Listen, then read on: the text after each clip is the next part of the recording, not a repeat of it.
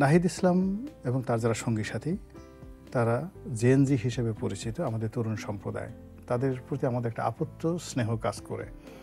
আমরা অনেক কিছু জানি যে তারা তারুণ্যের কারণে অনেকে বিশ্বাস করে, তাদের পিঠে হাত বুলালে, তাদের সাথে হ্যান্ডশেক করলে, তাদের সাথে মিষ্টি কথা বলে তারা গুড ফেইতে অনেক কিছু করে।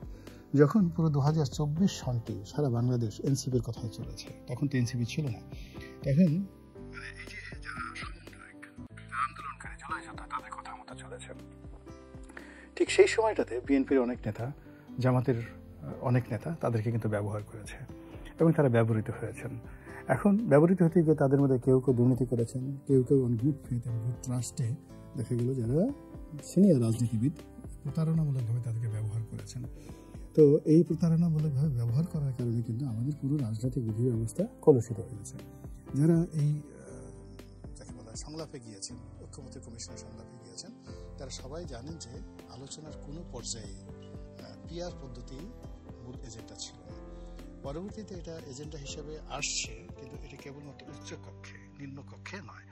কিন্তু উচ্চকক্ষে এবং নিম্নকক্ষে সর্বত্র পিআর লাগবে, এই কথা জামাত অল অ্যান্ড সার্ডেন যেভাবে কথা বলেছে এবং সেই কথার সঙ্গে এনসিপি নীরব থেকেছে। নীরব থাকার ফলে এই পুরো প্রক্রিয়াটি সেই জুলাই সনদ থেকে শুরু করে বিএনপির সাথে এনসিপির সম্পর্ক, এনসিপির সঙ্গে সরকারের সম্পর্ক, মানে এগুলো সবই জামাত নির্ভর হয়ে গেছে।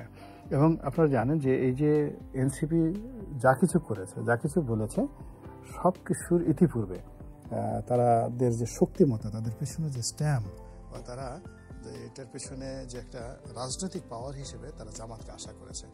যেমন জামাতের সঙ্গে যদি এখনকার যে সম্পর্কটা হলো, সেই সম্পর্কটা যদি তাদের হতো, তারা অবশ্যই বলতো না যে আমরা জুলাই সনদ স্বাক্ষর করব না, অথবা জুলাই সনদ তারা স্বাক্ষর করা বা এই যে 1 বছর ধরে এই যে ঐক্যমত্য কমিশনের বৈঠক, এটা এই টোটাল কাজটাই করা হয়েছে কিন্তু এনসিপি খুশি করার জন্য, এনসিপির জন্য। তখন সেই এনসিপি আবার কি করেছে, জনগণের প্রতি নির্ভর না করে, সমস্ত রাজনীতির প্রতি নির্ভর না করে জামাতের উপর নির্ভর করেছে। এবং তারা বিশ্বাস করেছিল যে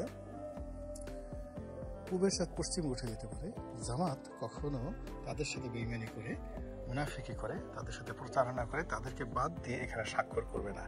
মানে এই কারণে কি হচ্ছে, জামাতের ধারা প্রতারিত হয়ে কি জুলাই সনদ স্বাক্ষর করতে যায়নি এনসিপি?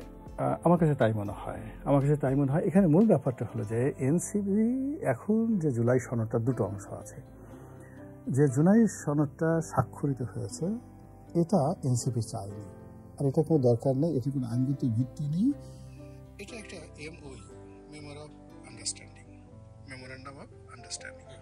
তো এটার কোনো আইনগত ভিত্তি নেই, কিন্তু যেহেতু এই জুলাই বিপ্লব তারা সংগঠিত করেছে, ফলে তারা এটাকে যে আইনগত ভিত্তি দেওয়ার জন্য যে কন্ডিশন দিয়েছিল, সেই কন্ডিশনটা পালিত হয়নি।